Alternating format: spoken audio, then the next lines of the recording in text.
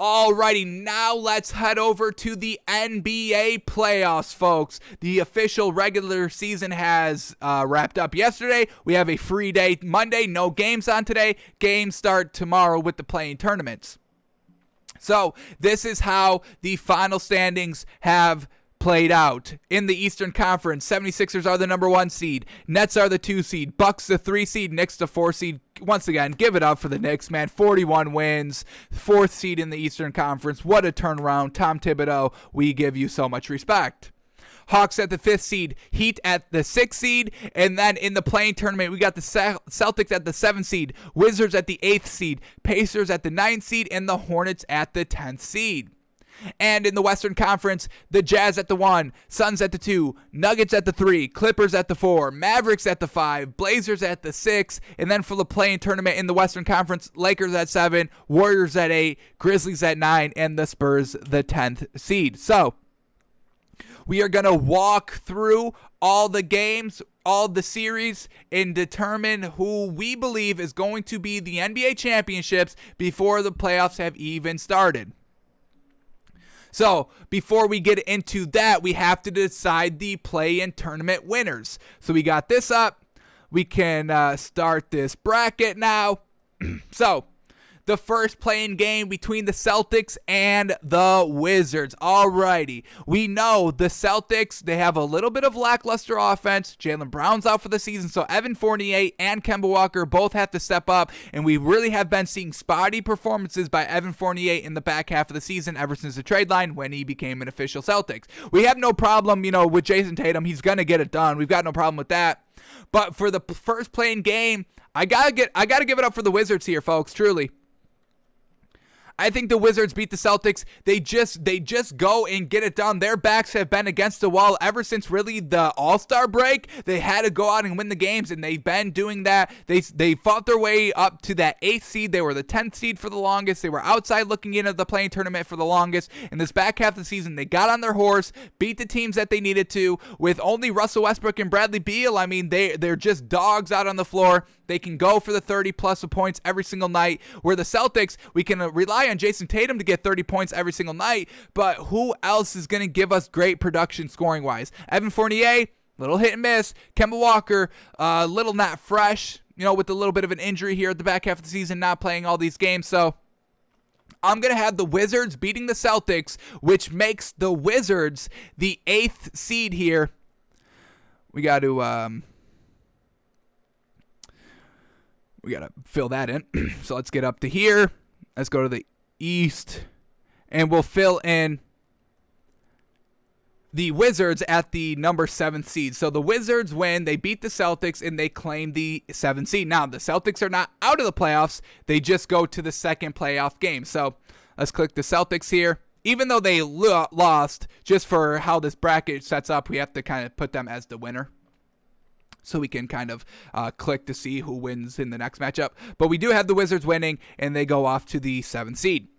And then in the Hornets and the Pacers, I'm going to go the Hornets here, folks. LaMelo Ball's back, and they had an actually good game against the Wizards last night. They just unfortunately kind of blew it in the second half of the game. But they've got the pieces. They've got the scores. They got LaMelo Ball, who can facilitate the floor and score the ball. They got Devontae Graham coming off the bench, a great kind of uplift scoring potential for that bench.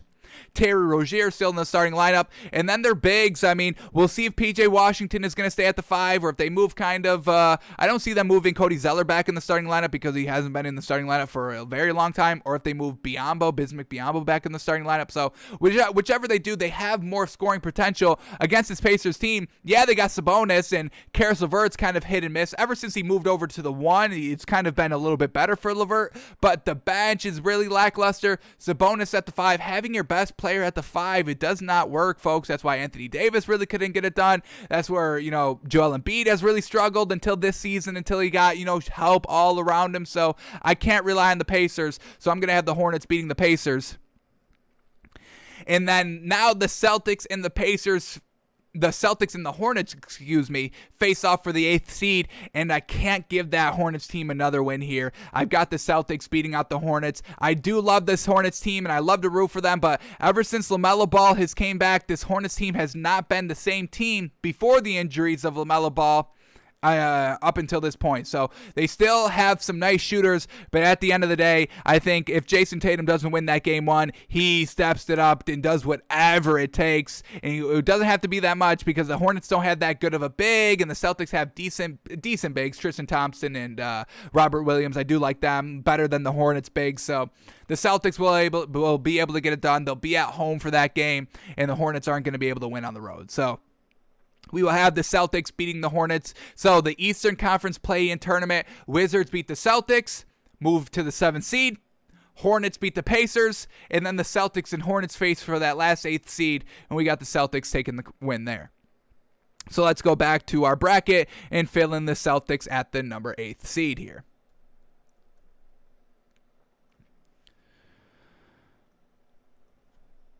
Alrighty, now the official 1 through 8 seeding in the Eastern Conference is a wrap now. 76ers 1, Nets 2, Bucks 3, Knicks 4, Hawks 5, Heat 6, Wizards 7, and the Celtics 8.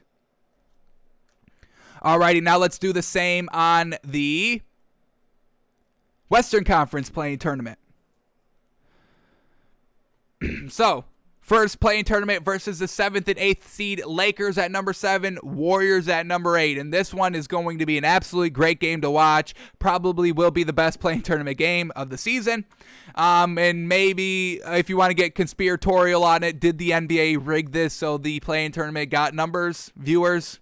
I'll let y'all make your own decision. But having the Lakers and the Warriors, who have been facing in every single finals for the last 5 years, it's coincidental to say the least. But Lakers, Warriors, Lakers are going to be home for this game, but we just saw LeBron James take a little bit of an ankle tweak at the end of the last game, of last night's game against the Pelicans. Now they have to go and face, do they face tomorrow or do they face on Wednesday? Let's get that up. Tuesday's playing tournaments game are Hornets and Pacers, and so they're doing the Eastern Conference on Tuesday and the Western Conference on Wednesday. So LeBron James lucks out a little bit, an extra day to rest that tweaked ankle a little bit more. But the Warriors always rise to the occasion. Steph Curry always go manic. He never really flounders against the big teams. That was kind of our one knock on this Warriors team. They always play down to their competition. And now that we're in the playoffs, in the play-in tournament, expect them to really elevate their play every single game.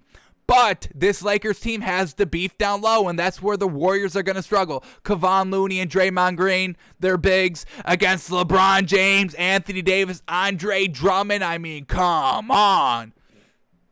So it's going to be beef down low versus outside shooting, and I think I'm going to give it up for the Warriors here to beat the Lakers game 1. Sorry, not sorry. I don't know if that's against everybody's public opinion out there. But I just love how Steph Curry plays, and he always rises to the occasion, and they always get it done. This Warriors team, their back was against the wall, not as much as the Wizards were. But they were still, having to kind of win every single game from the kind of trade deadline on to get into the play-in tournament, to get it to the 10th seed, and then they worked their way up to that 8th seed. So I got to give a lot of respect to this Warriors team. So I'm going to have the Warriors winning against the Lakers in the first round of the play-in tournament. So I know I just clicked that the Lakers won, but it's just for the play of the kind of on-screen interactive. So let's move the Warriors to the 7th seed here in the Western playoffs. So the Warriors get the 7th seed. Alrighty, now in the second step here, Spurs and the Grizzlies, and the Spurs have just been so inconsistent all season. They're honestly such a bad team. We never know what we're going to get with them on a nightly basis. So I'm going to have the Grizzlies here. They have good defense. They have nice shooters. Their starting squad is really nice. Not Grayson Allen, since he's got the concussion, but John Morant, Jonas Valanciunas, great there. Dylan Brooks, Kyle Anderson. We can always rely on them. They've got great defense, great offensive skills. And this Spurs team has just floundered every time they could flounder and surprised us on sometimes, but it's nothing meaningful. They've got the worst. Do they have the overall worst record here of all the playoffs? Of all the teams in at least the play-in tournament or the playoffs? They got 33 wins, and the Hornets have 33 wins as well. So just really nothing great by the Spurs team. Can't trust them. This Grizzlies team is at least above 500, 38-34, 4 games above 500. So I'm going to take the Grizzlies to beat the Spurs here. And then it's the Lakers and the Grizzlies and the Lakers. I'm going to have them beating the Grizzlies here. Just like we said, the beef down low for this Lakers team. LeBron's not going to lose a play-in tournament. This Grizzlies team, they floundered against the big teams all season long. That's why they've never were really that far above 500. I think the max they were was 5 games above 500, and that was until last night where they lost against the Warriors, and now they're only 4 games above 500. So, like the Spurs, the Grizzlies are a little bit more consistent, but at the end of the day, the Lakers with LeBron James are more consistent than a lot of these teams out here, and definitely, bottom of the barrel teams. So we're going to have the Lakers beating the Grizzlies, so the Lakers still get into the playoffs just at the 8th seed. So now we have the official seeding here. For the Western Conference, Jazz 1, Suns 2, Nuggets 3, Clippers 4, Mavericks 5, Blazers 6, and then the Warriors 7, and the Lakers 8. Alrighty, so let's go back, and we'll start at the Eastern Conference now that we have everything good to go. So the number 1 and 8 matchup is the 76ers and the Celtics. And man, oh man, tough matchup here for this Celtics team. Absolutely. I'm going to have the 76ers winning in 5. They win 4-1. Celtics may be able to take a game, maybe at their home stadium. But once again, the beef down low. Who is going to stop Joel Embiid? It's not going to be Tristan Thompson, and it's not going to be Robert Williams. So the outside shooting is going to have to get it done for the Celtics team, and they really just aren't going to have enough shooters around. Their starting lineup is going to be the best thing about the Celtics. Kemba at the 1, Evan Fournier at the 2, Jason Tatum at the 3. We'll see who they put at the 4. Maybe Jason Tatum plays the 4, Evan Fournier plays the 3, but they will have Kemba Walker, Evan Fournier, Jason Tatum, and probably, I think, Tristan Thompson is going to be the starting big. So whoever they kind of used, Marcus Smart to fill in the 2. So Evan Fournier at the 3, Tristan Thompson at the 5, and Jason Tatum at the 4. But they'll have no bench. We'll need to see something from Peyton Pritchard, Aaron Nesmith, or Robert Williams, and we really have not seen any of those players step up consistently. So don't get me wrong, the starters of the Celtics may be able to do decent, but at the end of the game, in the crunch time, they're not going to be able to get it done, and nobody's going to be able to stop Joel Embiid. And if you do stop Joel Embiid, Tobias Harris is going to be able to cancel out your outside shooting. Danny Green, Seth Curry are going to be able to cancel out your outside scoring. And if you're good at the outside scoring for a game, Ben Simmons is going to lock it up defensively. You're not going to get a shot off. So, and then the bench of the 76ers, we can rely on Tyrese Maxey. We can rely on Dwight Howard. We can rely on Shake Milton. So we've got we've got a great starting lineup of the 76ers, and we got the bench to rely on if the starters don't get it done. We can't say the same about the Celtics. The 76ers get it done 4-1. Alrighty, and now the Knicks and the Hawks, and real tight, real tough matchup here. I think it goes the distance, folks. I truly think it's going to go 6 or 7 games. I don't want to be truly disrespectful against this Knicks team. I truly don't. So I'll give them the 7. But I have the Hawks winning in 7, 4-3 here. The Knicks have a great defense. They have probably the best defense in the league. Nobody's doubting that. But when it's time to put up the points, I can't rely on too many players of this Knicks team. R.J. Barrett, Julius Randle, yes, we can rely on 100%. But then what else are we talking about here? Let's bring up their depth chart because I want to talk about all their players in depth a little bit more. I'm forgetting their other person. Alfred Payton, no. Reggie Bullock has some nice games sometimes, don't get us wrong. And he has some nice contributions that, puts this Knicks team past some of the teams for their wins. But when we have to rely on their scoring, nobody really gets it done here. Alfred Payton, we really can't rely on. Nerlens Noel, he's not an offensive big, folks. He's just kind of there. He doesn't put up that many points. He doesn't really grab that many rebounds either. He's a nice defender. We'll give him that. But with this Hawks team, let's talk about this Knicks bench. Yes, we can rely on Derrick Rose. He's been putting up 15 to 20 points. Yes, we can rely on him. But Emmanuel Quickley is so garbage. I don't want to call him garbage, but he's so inconsistent, folks. And Obi Toppin and Alec Burks, we get no good, consistent scoring from really any of their other starters besides RJ Barrett and Alfred Payton, or Julius Randle and RJ Barrett, we can rely on them, but everybody else we can't rely on scoring, and then we can just really only rely on Derrick Rose scoring off the bench. So their scoring department is going to get them in trouble here. Can they get it done on the defensive end for 7 straight games? And then if they get to the next series, can they do it again for another 7 games? And then can they do it in the third round for another 7 games? So I just don't think the offense is going to be able to match what the defense does on a nightly basis. And I really think that is going to be the downfall for this Knicks team. Where the Hawks, oh my goodness, I get Trae Young, I get Bogdanovich, one of the best shooters in the league, folks. He gets it done consistent as heck. John Collins, ever since he's been good to go for this team, he's been getting it done. 15 plus points every single night. And then Clint Capella, don't disrespect that man. One of the best bigs in the league. I think he's averaging the most points and most rebounds than any other big in this league. Don't quote me on that, but I really think he's up there of top tier bigs. And then off the bench, we can rely on their shooters off the bench. Lou Williams, Kevin Huerter, Danilo Gallinari. All 3 of those players can give us 10 plus points every single game off the bench. So I'm going to have the Hawks upset the Knicks here 4-3. It goes 7. Knicks have a nice run. Just not sure if they can beat this Hawks team. Really tough matchup for the first round of the Knicks. All right, then we get the Bucks and the Heat, a rematch of what happened last year in the Bubbles playoffs, and I believe the Heat won 4-2, no? I believe that's what it was, maybe even 4-1.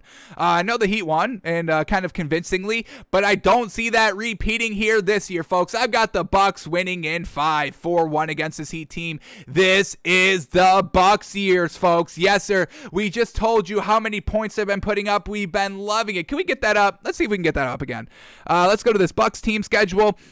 Just look at their offensive production over just these last maybe 2 months even.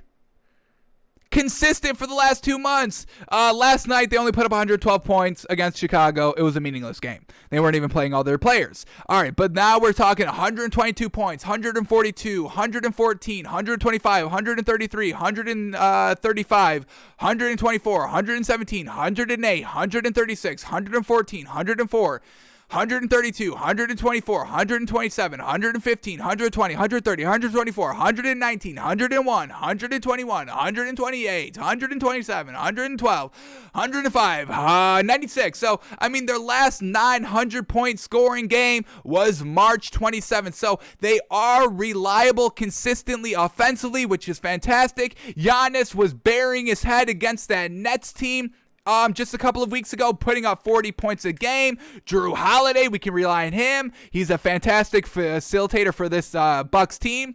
We don't have to rely on Dante DiVincenzo. Even though he's like the starting 2, we don't need him to have a good game because we can rely on Chris Middleton to give us 15 to 20. We can rely on Brook Lopez to stretch the floor for Giannis to go drive, and then Brook Lopez is cashing out threes, putting up 15 to 20 points as well.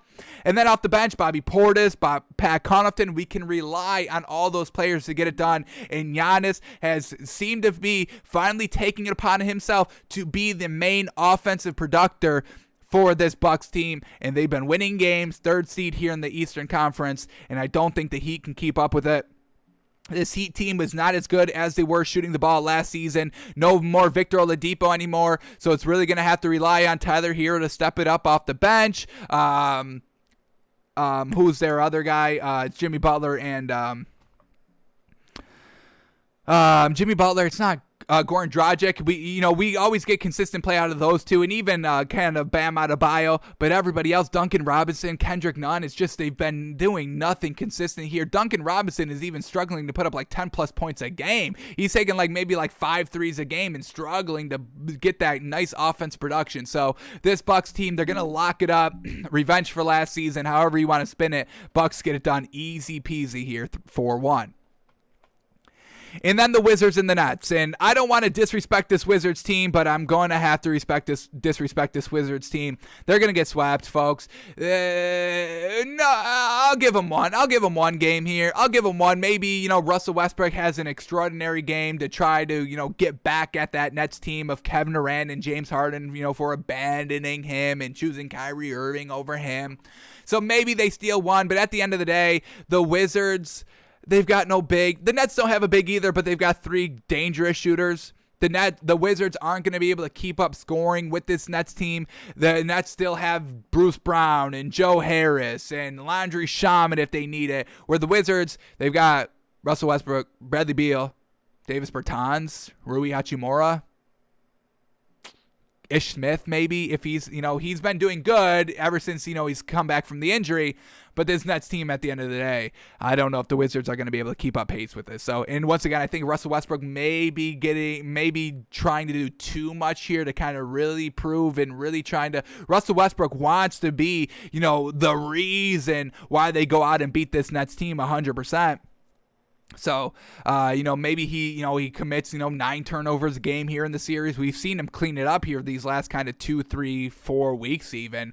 But now that he has to go and face this Nets team, going toe-to-toe with Kevin Durant and James Harden, and just might bring out the worst of Russell Westbrook and not in a good way. So, I'm going to have the Nets win 4-1.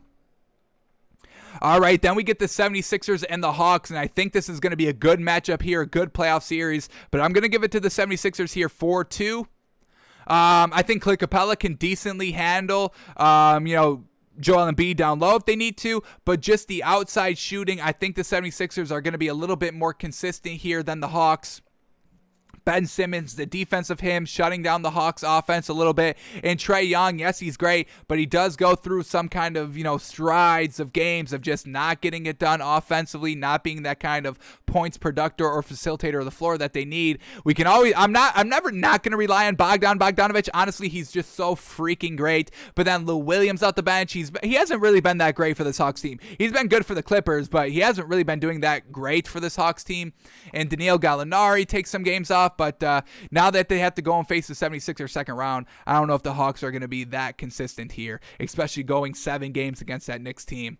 I got the 76ers winning 4-2 against the Hawks. And then the Bucks and the Nets, folks, and we just saw a little preview of this series a little earlier, a couple weeks ago, back-to-back game, Bucks and the Nets, and the Bucks won both games. Yes, they didn't have James Harden, but James Harden isn't going to fix the issues of what made that Nets team flounder during that Bucks series, which was the beef down low. DeAndre Jordan, Blake Griffin are not going to get it done. They didn't have Nicholas Claxton for either of those games, so hopefully he can provide a little bit more of a defense down low against Giannis. But at the end of the day, I don't think the Nets are going to be able to outshoot of what Giannis is going to be able to do, especially as the longer that the series goes on, the worst of the chances the Nets have to win, because it's just going to be Giannis beating them up down yellow. 1 game, 2 game, 3 game, 4 game. And if you're going to take a 7-game series of Giannis going down low every single game, that game number 7, the Nets are going to have no answer for him. They're going to be, tired. They're not going to want to kind of body up Giannis, and the Bucks are going to be able to win this series. I think a little easy. I would put it at 4-1. I'm going to respect the Nets a little bit more by making it 4-2, but I got the Bucks winning a little kind of easily here. And then that brings us to the 76ers and the Bucks of the Eastern Conference Finals. This should be a real good game. Real great series. It probably goes 7. But who's going to stop Giannis? I just don't see anybody stopping Giannis. I think it's the Bucks' year this year. This one's going to be great, and I'm going to go 4-3 Bucks over the 76ers. They both have great starting lineups that can kind of go down low and stretch the floor from their great three-pointing attempts. The bench is still good. I mean, the Bucks have 3 good bench players of Pat Connaughton. Let's get all those bench players up. Pat Connaughton, Bobby Portis. I'm missing one. Where do I go here? Milwaukee. Brian Forbes, we can definitely count on him as well. Oh, and then PJ Tucker defensively, absolutely. He gets no offensive production, but we can rely on him defense. That's what he does out there. And then the 76ers, I mean, they've got the good bench, too, of Dwight Howard, Shake Milton, and, Tyrese Maxey. So, yes, these are really 2 equal teams. I really think it's just going to be Giannis. He's going to be the one consistent factor. Where with the 76ers, when we're looking at kind of their depth of who we're going to have to rely on besides, their big players of Ben Simmons and Joel Embiid and Tobias Harris, but then it comes to Danny Green and Seth Curry. Danny Green has never been that clutch three-point shooter. We just saw that last season with the Lakers where he had the chance to win it with the three, and that would have been Game 6, I think, in regulation, and then he misses, and it was wide open. It was dreadful. So he's just not that clutch player. And I think I can rely on maybe Drew Holiday and Chris Middleton, or maybe even Dante DiVincenzo a little bit more. How crazy to say is that? But I'm going to take Giannis and the Bucks here to come out of the Eastern Conference, beating the 76ers 4-3. So we got we got the Bucks coming out of the Eastern Conference. So let's save this, and then let's go over to the Western Conference, get the winner of that, and then we'll talk about the finals. So here we go. In the West, let's talk about the 1-8 matchup, the Jazz and the Lakers, and woo, tough one here. Do the Lakers get bounced first round against this Jazz team? They do have Mike Conley back, and they're going to have Donovan Mitchell back, and that's really going to be what I think puts them past this Lakers team, and I'm going to call it a 4-2 win here for the Jazz, folks. Rudy Gobert and Donovan Mitchell, they're almost unstoppable, and when you look at just what the Lakers have, just kind of Dennis Schroeder to kind of be their main offensive kind of facilitator, I see Donovan Mitchell and kind of Joe Ingles or Mike Conley, whoever's going to play that too, is just going to be a little bit better outside shooting than what the Lakers can provide. Now, the Lakers do have the edge of beef down low. Rudy Gobert trying to guard, Anthony Davis from those three-pointers, or Andre Drummond down low. It's definitely going to be a battle, but I just don't know if LeBron's going to be healthy enough throughout this entire series. And if LeBron goes down, we can instantly count this team out. There's really nobody to step it up 100% for this Lakers team. Yes, we can rely on Anthony Davis, but then who do we have to kind of be the number 2 there? Dennis Schroeder, Talen Horton-Tucker, Caruso, KCP, Kyle Kuzma. Are y'all going to rely on any one of those players to get it done for this Lakers team? Because I'm not. I mean, I've never seen anything great by any of those players consistently anyway. So I'm going to have a big upset here. Well, not even an upset. It's a 1-8 matchup. I'm going to take the Jazz 4-2 over the Lakers. All right, then we get the Mavericks and the Clippers. And man, oh man, this should be a good one as well. Huge potential for an upset. We saw the Clippers kind of actively tanking to get that Mavericks team in the first round of the playoffs, so they got their wish. Hopefully it doesn't bite them in the butt. But we're going to go 4-1 here over this Mavericks team. Get revenge. We just saw this kind of matchup in the playoff bubble last season. This Mavericks team, it's really just Luka Doncic. They've just put Tim Hardaway Jr. at the 2. We'll see if they kind of keep that. I think that's the best case for them. You have to keep this offense good for the starting lineup. Worry about the bench later.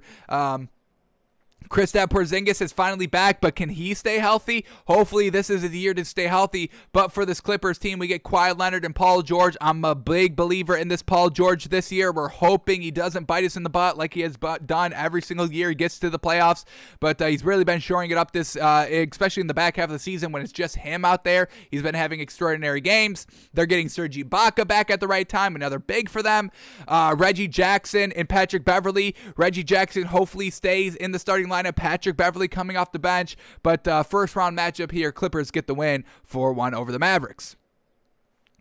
Then we get the Nuggets and the Blazers, and man, oh man, I want the Blazers to have success this season in the playoffs. It's just, I think it's going to be the same old Blazers team. Damian Lillard's great. They can't win a 7-game series, and that's really it. And then this bench of the Blazers is just so lackluster. The starting lineup is great. Damian Lillard, CJ McCollum, Norman Powell, Robert Covington, and Yusuf Nurkic. That's a good starting lineup, but I really think for this Blazers team to have success, I would really probably put Anthony Simons at the 3. I know he has no starting experience this entire season, but I really think that's the fault of the Blazers of not trying to figure out this starting lineup or the rotations, because Anthony Simons, Enes Kanter, and Carmelo Anthony are the only 3 players that are going to be playing any meaningful minutes here off the bench in the playoffs.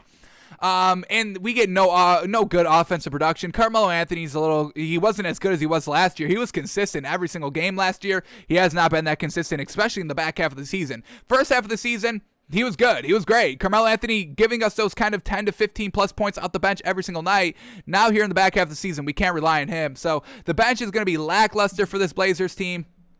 I really think Norman Powell should go down to the bench, try to jumpstart that offensive kind of point production for that bench, but they didn't kind of experiment with that in the regular season, so it's not going to happen in the postseason. I'm going to have the Nuggets winning here 4-3, probably go 7, but at the end of the day, this Nuggets team just so impressive. Facundo Campazzo, how he's just been so great of filling in for Jamal Murray. Hopefully Monte Morris is going to be back as well to give them some depth at the point guard position. So hopefully he can be back in time for the playoffs. But then it's just Jokic, man. Give it up for Jokic, the MVP, and Michael Porter Jr., who has taken on this role, embraced it, was craving it. And ever since Jamal Murray went down, there's been a void of that number 2 scorer. And Michael Porter Jr. has stepped into that role and not floundered once at all. So I got to give it up for this Nuggets team. Aaron Gordon and company getting it done. The Nuggets don't have the best bench either. Let's talk about their bench for a second. Let's get their bench up here. They got Paul Millsap. That's really it. That's really their best bench player. Where are we at here? Denver Nuggets. Denver. Hopefully Monte Morris is good to go. Like we said, JaMychal Green off the bench. Paul Millsap, not the best out there. Can't really rely on too many of those players. Austin Rivers, we definitely are going to have to see him get it done. Whether he's going to be the number 2 or just coming off the bench, it's going to be Austin Rivers. How far he can kind of take this team off the bench. Maybe in the second round, he's going to have to step it up. Maybe not too much in the first round, but definitely going to need to see this bench of the Nuggets at some point to get it done. Because the starters are only going to be able to bring you so far. Got to have some depth here. But the Nuggets beating the Blazers here, 4-2. And then we get the Warriors and the Suns, and this could be a little bit dangerous here for the Suns team.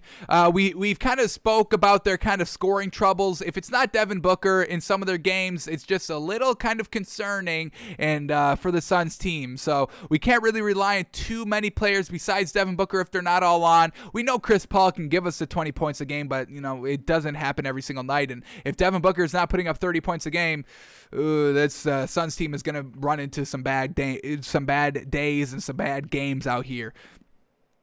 This Warriors team always rises to the occasion, and I think this is a real dangerous spot for the Suns team. A real chance at an upset here for this Warriors team.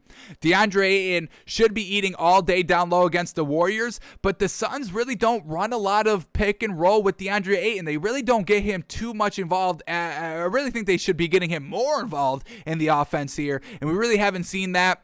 For the Suns, Cameron Payne, Cameron Johnson, Dario Saric coming off the bench. They have a better bench potential than the Warriors do, but they don't have that Steph Curry. Chris Paul versus Steph Curry. How's that going to transpire for a 7-game series? It's going to be great to watch. Man, oh man, I'm going to give it up for the Suns here, 4-3. I think it's going to be real close. I think Steph Curry, he wills his team to, being competitive every single game. So expect a lot of kind of close games here in the Warriors-Suns series, and we'll have the Suns squeaking out the win, 4-3. Alrighty, now in the second round of the playoff, the Jazz and the Clippers, and I'm giving it to the Jazz here, winning 4-2. Once again, now that they have Donovan Mitchell and Mike Conley, this is the full potential of this Jazz team. They're deep. They got Jordan Clarkson off the bench. Let's talk about this Jazz bench quickly. Obviously, they got Jordan Clarkson, who can go for 20 points a game every single night because he puts up those shots.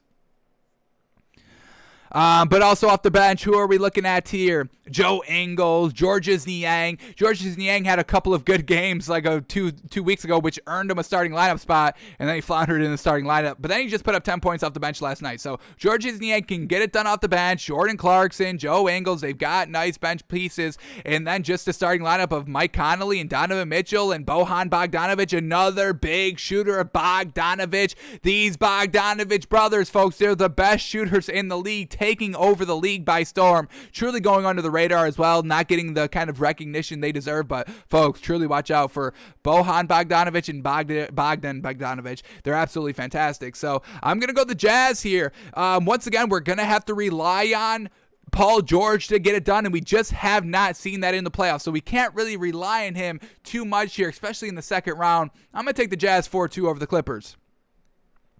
And then the Nuggets and the Suns, and I think the Nuggets are unfortunately going to kind of run into some depth problems here in the playoffs. I can rely on Michael Porter Jr. and Jokic and Aaron Gordon, but how good is Facundo Campazzo going to be, especially against Chris Paul, man? And Monte Morris is just their point guard potential here for the Nuggets is really going to be the problem that they run into. But another kind of 7-game series here, I don't really see the Suns really kind of sweeping a series against anybody in this Western Conference. Like maybe they could have swept the Mavericks or did like a 5-1 or 4-1 gentleman sweep, but having to go instantly against this Warriors team and then this Nuggets of kind of Jokic going down low, I just see this Suns team running into a lot of close series in the once again against the Nuggets. And then the Jazz and the Suns, and I'm going to give it up for the Jazz here 4-2. Once again, I just think this kind of a lot of all these series going 7 games for the Suns. The Jazz kind of finishing up quickly on their road to the finals. And the bench of the Jazz is way more consistent than the bench of the Suns, and the Jazz have so many players that they can rely on scoring the ball. If it's not Donovan Mitchell, it's going to be Mike Conley. If it's not Mike Conley, it's going to be Bogdanovich. If it's not Bogdanovich, they can go through Rudy Gobert. If all the starters are not getting it done, then they can go to Jordan Clarkson. If it's not Jordan Clarkson, they can go to Joe Ingles. If it's not Joe Ingles, they can maybe rely on George Disney, but that's like the 8th option there with the Suns. If it's not Devin Booker, it's got to be Chris Paul. If it's not Chris Paul, it's got to be what do we got for the Suns team? Let's go here. Maybe Jay Crowder. If it's not Jay Crowder, then it's DeAndre Ayton. If it's not DeAndre Ayton, then who are we looking at? Cameron, Dario Saric, and then Cameron Payne and Cameron Johnson. So it's just we can't really rely on their bench as much as we can rely on the Jazz bench. And I feel good of all 1 through 5 here for the Jazz, getting it done scoring-wise every single night. Trying to get to the Suns team. I cannot locate them. Here we go. Mikal Bridges.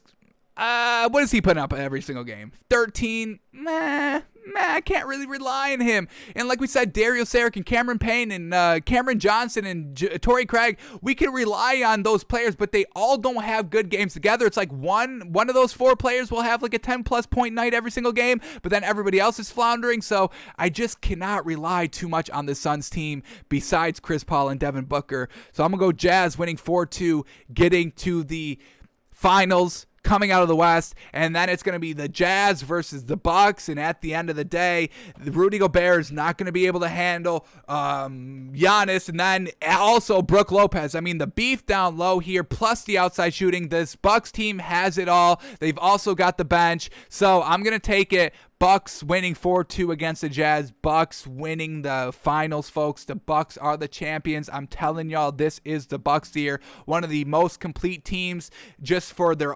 for their 5 starters. I can rely on all of them to score the ball. Their bench, I can rely on all of them. Their outside shooting is great. Their drive to the basket's great. They got Brook Lopez. They got Giannis. They got Chris Middleton. Even Dante DiVincenzo. He's a little beefy out there, even though he's a 2 guard. So I'm gonna take the Bucks to win the title, folks. 4-2. Bucks coming out of the East, Jazz coming out of the West. Finals, Bucks, Jazz, and the Bucks get it done in 6-4-2.